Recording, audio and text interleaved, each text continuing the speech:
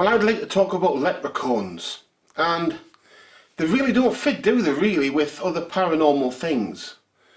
They just don't fit at all, because the thing is, the leprechaun is they look exactly like you expect them to look. So if you're thinking of a film or a cartoon, that's how it looks, that's how they look. They look like that. The only difference is sometimes they're dressed in red instead of green, but they look exactly like that. They're short, although they can traditionally be taller than that. Bearded, you know, they're dressed in sort of old world costume. You know, and that's the problem as well. They don't fit at all with things like ufology, do they really? They don't fit with things like aliens. Because, let's be honest, we know from all the science fiction films what aliens are supposed to look like. You know, we have an exact idea, don't we? You know, we have no problem that they all wear trousers. You know, you look at any of the documentaries with aliens or things like this, and often they've got a suit on, some sort of a suit with trousers built in. You know, you never see them with a skirt or a dress or something else. It doesn't work like that, or something equivalent to a kilt. Doesn't happen. No. They have to wear trousers. And that's basically just because we wear trousers, you know. Males wear trousers, females wear them as well. But it just spread from the Western world. It just spread from Europe. You know, if things had been different, if history had been different, we all would have been wearing very different stuff. But they don't fit, do they? You know, the idea of the leprechaun does not fit with the idea of the alien, so you would think. But we have to consider things a little bit. What if, and we are just what ifing here, what if that they're dressing like that for a reason? Think about it. If anyone looks at reenactors, people who reenact times in history, what they tend to do is they take approximations and they'll say, well, this is approximately the 19th century, so anything from that 100 years will fit. Yeah, this will fit, that's all 19th century. But to someone from the 19th century, that would look really, really weird. So we have to realise that if you did come from somewhere else, you maybe wouldn't want to be wearing the type of stuff you'd normally wear. So you'd choose stuff which you thought was right, you know. So you'd probably take a maybe 500-year period and say, yeah, that looks right, that all fits, that blends, we'll just blend in. And that could be the problem as well, you know, what they're wearing is something that was to blend in, which really doesn't, and something which became a fashion.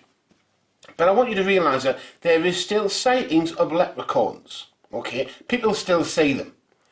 And then we have the other problem, because the idea of the leprechaun was, the folklore was, that it was the what was created when you had a union of a male human and a female fairy.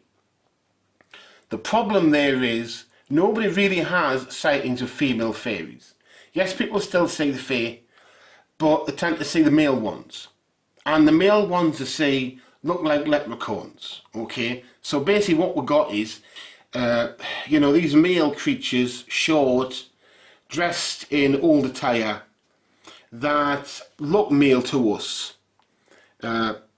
That some are calling leprechauns, some are calling fairies, but basically that's what you've got. And we've got the other problem as well, the sightings tend to cover a larger area. So it's not just Ireland.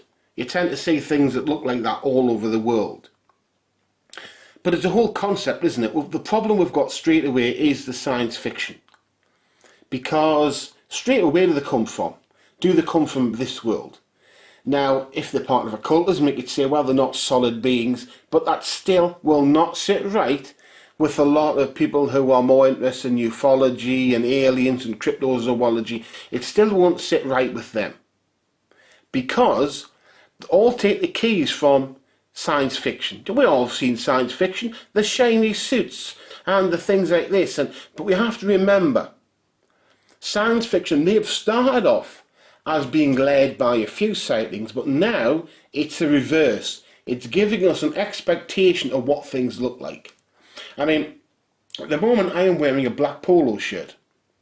On the surface, this makes no sense. I have never played polo. In fact, I have never even watched polo being played. Not even on the TV at all. Or, you know, for real. But yeah, I'm wearing a shirt, which is a polo shirt. I should be a polo player. You see what I'm saying? And that's the thinking we have to get past. how the leprechauns look, okay? We've got to get past that part. That's the style part. It could simply be they've adopted that attire for whatever reason, but we cannot get past the sightings. There are many, many sightings of leprechauns and similar creatures all around the world, and that's something we can't get past. We can't just ignore that, okay? It's too important. But at the same extent, we have to be able to put some of this folklore to one side. Clearly, the idea that you've got a male human and maybe not a fairy, a female fairy, but some sort of stranger that being mating and producing something could be possible, more likely genetically engineering. But the fact is they look very, very human, just smaller. And yet we still see them. Because you'd think if people said, well, we're seeing these leprechauns or these male fairy folk, and he's 4 foot or he's 3 foot, you'd say, well, you know, 3 foot. And there is sightings of things that are 3 foot, but a lot of them are very, very much smaller. And the fact is, it's just, how are they that small? We don't come that small. You know, humans aren't that small. But yet, we have to get past that. We've got to think about it logically. Is it possible that a human form could be that short? And the answer is yes. If you were saying a human was 30 foot tall, you would have the problem of gravity. It wouldn't be able to move and get around. It's like the dinosaurs could be so large because a lot of them were basically lizards. And lizard form can be taller. It can get around being quite large. A human form, our height is basically it, okay? 6 foot something. You may get some people are 7 foot. In the past, I've been tribes of people that were taller, but you're not going to get a 30-foot human being. It just doesn't work because of gravity. The structure of the human frame can't do that. However, it could get smaller. It could be smaller. So the idea that a human could be a foot tall, or 6 inches tall, is perfectly reasonable from a structural point of view. There's no reason we couldn't be that small, okay? There's no structural reason why we can't. On top of which, we think of things like food and nourishment. Again, that wouldn't be a problem. You know, getting nourishment when you're that tall wouldn't be that difficult, I would imagine. It would be much more difficult if you were taller. And if we think about it at the moment, we seem to have an obesity epidemic, so they say. So we're not having a problem gaining nourishment. So something being that small or taller and gaining nourishment would not be a problem. So what we've got now is beings that happen to be smaller than us, a lot smaller. But there's no physical reason why they couldn't exist. There's no physical reason why a human being couldn't be that small, why it couldn't dress in that way. Okay? So now we've got a different thing altogether. We've got something which could be real. Okay? But we've only got the problem, why don't we find them all the time? But we have got the thing that it is possible. Okay? A human being or something similar to be that short, dress that way is possible. Indeed, genetic engineering could probably produce something of that size and may already have done so. So don't get the idea that we're talking a physical impossibility. We're not. There's no impossibility here in terms of science. You know, leprechauns, perfectly possible. There's nothing scientific against them. There's no scientific reason why leprechauns cannot exist.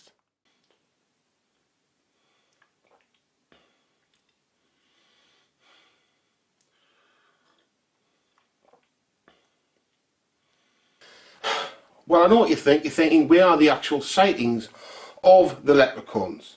Okay, so I've got a laptop here with some that because I don't write things anymore. My handwriting's terrible.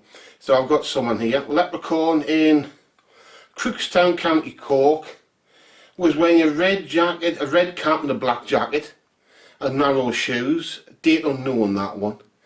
That's interesting. Again, it's not the standard green look. But it's a male, it's short, very short, and the red cap, and that links in with Scotland, because the Scotland have a type of goblin they call it, called a red cap, and the red cap basically has to dye its cap with the blood of people, and if it loses its redness, the red cap dies. But you know, we're talking small, and like I said, leprechauns sightings really describe them as green, or not always anyway. So that's one there. There's also one, little workers. This is an interesting one. It's in Lincolnshire approximately. It's again, unfortunately, the date unknown. And it was basically, there was a farmer, he met a guy who told him that he could fix his road. And he said he couldn't look when the work was being done. And he did, and there was all these little leprechaun guys doing the work. But there's other ones as well. There's a one where there's a cave with shade. It says here pixies, okay? And that was Dartmoor. But when we're saying pixies, leprechauns, fairies, you know, a lot of the time we're talking about the same thing. It's just how that person described it at the time. Also one that lived in a fort in County Cavan in Derach, which is a fort on Derach Hill. You know, so there is ones there. There's actually quite a few, okay? And there's also one of a man who was taken by fairies, but again, like I said, most fairy sightings aren't female. They tend to be male. So what you're talking there is a guy who was told he was to dance for them. He danced for them, and he went to what he said was the fairyland. And when he stopped dancing, he came back again, and that was 1897. That one, so that's got a date to it. And that's an interesting one because he came back. But like I said, what we're thinking fairies, forget about the stuff from the films and the animations when it comes to fairies. What fairies are generally small males. So what you're looking at is leprechauns. So when they say fairies, if you think leprechaun, that's basically what he's going to have seen. Okay, people don't see when it comes to fairies, what they see in the films or the animations. Where leprechaun, it is, because that's basically what they see, is what you see in the leprechaun films or the leprechaun cartoons. So that was a guy who was brought there and brought back. Now, there is modern sightings, okay? I don't want you to get the idea there's only old sightings. There is, it's just, the thing is, they don't tend to travel that far. They're difficult to get online and things like this, because people are very worried about losing their jobs, okay? Obviously, if you say you saw a leprechaun, you're probably not going to get promoted. You may get fired, you know. And that's the problem that they've got. They've got, like I said before, the image problem. But it also brings up a lot of things that you could classify as a leprechaun. Because a leprechaun's a good word to use because, like I said, the films, the, you know, even the animations and stuff give you a good image of what they look like. That when someone says fairy, people tend to think, oh, female with wings, and they really never are. The sightings are always male, they're always short, always wearing green or red, basically something that looks like a leprechaun. So it's a good phrase to use regardless of where they're seen. And a good number of sightings, you know, this is not something that's went away. I know it doesn't fit with people's idea of the paranormal, and like I said, people's idea of even sometimes the occult, but there is a lot of sightings there, and like I said, something being that short isn't physically impossible. So like the one where there was very short little men fixing a road, what was impossible about that? Nothing's impossible about that. A farmer met a man who knew some very small men, or some leprechauns, very, very small, but it's not physically impossible for a human shape to be that small. So what happened? They fixed the road. Why? I would imagine it would be difficult for them to get a job if you've got a tribe or group that are that small that needed work. That would probably be their best way. So what we're talking here isn't, again, there's no impossibility here. There is no impossibility. There's nothing against science here. Everything here fits. You know, it all makes perfect sense.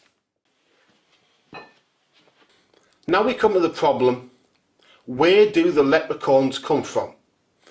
They seem to appear, disappear, and there is a very simple explanation, and that is underground. If you look, they were always linked with underground, okay? So things like wells, they were linked with living in wells, but also under hills and things like that. If we look, there was a structure discovered by Dr. Heinrich Kusch, okay? And he's an archaeologist, he's a doctor of archaeology. And he discovered a 12,000 year old structure, which reaches from Scotland to Turkey. Okay? Now, not every cave under here, as he said, links up, but some do. So you could, if you knew them all, you could walk from Scotland to Turkey. But not just that. People have also suggested that it goes to Russia and spreads right the way out, this structure. Okay? Now, this is an interesting thing. You can't walk along it. You can't. It's just large enough for a normal sized man to wiggle his way along. If you're quite large, maybe you couldn't do that. But if you look at it, it is long enough, large enough for a much smaller type human being to get across and get along there. But this things go back 12,000 years ago. So we're talking 12,000 years ago. It's a very long time. And it's easily long enough for a different type of human being to split off. You know, it's 12,000 years ago. And if you look at some of these caves, they are obviously not just naturally formed. Some of them have been chiselled out, they've been expanded, some of them are larger than others. And the standard explanation is that it may possibly be that humans used them. Because some of them, not all of them, but some of them you can stoop over and walk across. But it's really going to be very difficult. Okay, if you look in the past, maybe at some point humans could do that, but I don't think so. I don't think you could walk the distance from, England, even from right at the edge of England to France, and do that stooped over. I don't think you could do it, okay? Because you're walking under the sea is what you're doing. But a much smaller race of people could, a much smaller group of humans. Now, where does that leave us to? That leaves us with the leprechauns. That leaves us with a way they could get around. You know, they could disappear, appear. They could go into these caves and disappear. And, let's be honest, something small wouldn't be that difficult for it to disappear. Why wouldn't something that is human-like, and I would imagine human intelligence, be able to disappear easily? Our world is really made for us of our size. If you're smaller, it would be much easier to hide. But we've also drawn on some of the folklore. And this is a folk tale, okay? But I do believe there's some truth behind it. And certainly some interesting ideas. And this is that there was a drunk walking home from a pub. And he's drunk, okay? He's not sober. And he sees a small handcart with a door in it. Now what he does then is he opens the door. And when he opens the door, he can see a big room inside. A huge room. With the little people, leprechauns, dancing. Now he then looks at the other side of the cart, of the wheelbarrow. He looks in that side and he can't see anything. It's just flat.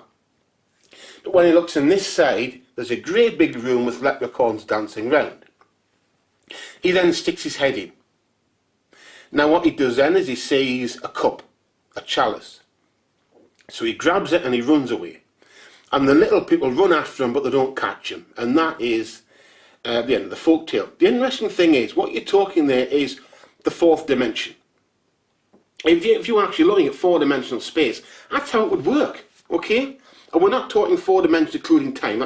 We're not including time as a dimension. We're just looking at space. That's how it would work. You have a wall where there's nothing, then opened up and then there was a cupboard or a great big room. So that's how it would actually work. It would work like that. And that is quite a complicated subject and quite a complicated idea for the time would be ill-educated people to understand. That's not saying that I'm saying they couldn't have came up with that idea. They could. But the person who came up with it was really, really clever. That was a really clever person. But there is a possibility that's how it actually works. That what we're talking about is a type of interdimensional being. An interdimensional being that can simply appear or disappear or come through a small space. It would mean that we wouldn't be able to find them because they can hide in that other dimension we can't get into, that we don't even understand. It would be sort of, we had a piece of paper and we had, I suppose, like another sheet of paper on top. It would look really large, but if we crumpled it up, it would be much smaller, or we could roll it up and it would just look like a tiny dot. And it would look to these people, if you just say it two-dimensionally, it would look very strange. It had disappeared. It had gone. And that's basically what would be happening there, because who knows if it's fourth dimensionally, how much could you fit in a place, in somewhere that to us would look the size of a pinprick? If that's it when it's shut, it could open up and be huge. And then you have a big room and then it will close again. You know, so there is the possibility of that. Where do they come from? But again, we've got that problem.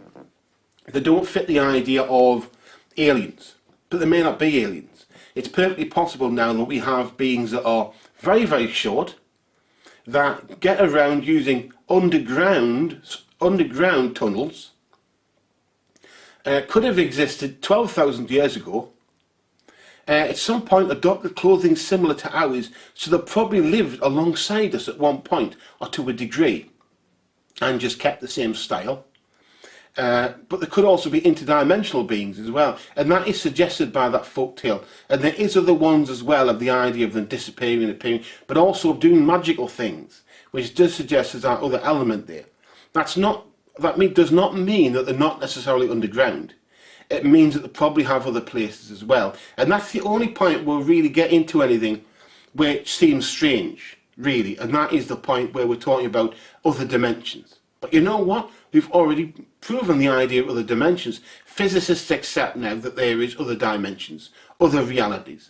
It's pretty much universally accepted.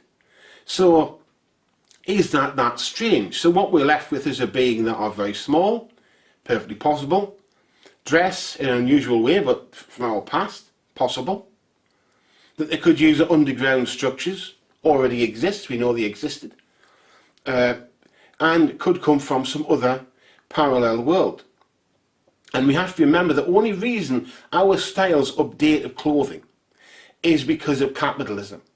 It forces things to move forward. Until there was capitalism, people would just repair things. So the idea that you'd have the same look and the same thing lasting for that length of time is perfectly normal, that they just keep wearing the same stuff. It makes perfect sense, you know. We're just talking a different social construct.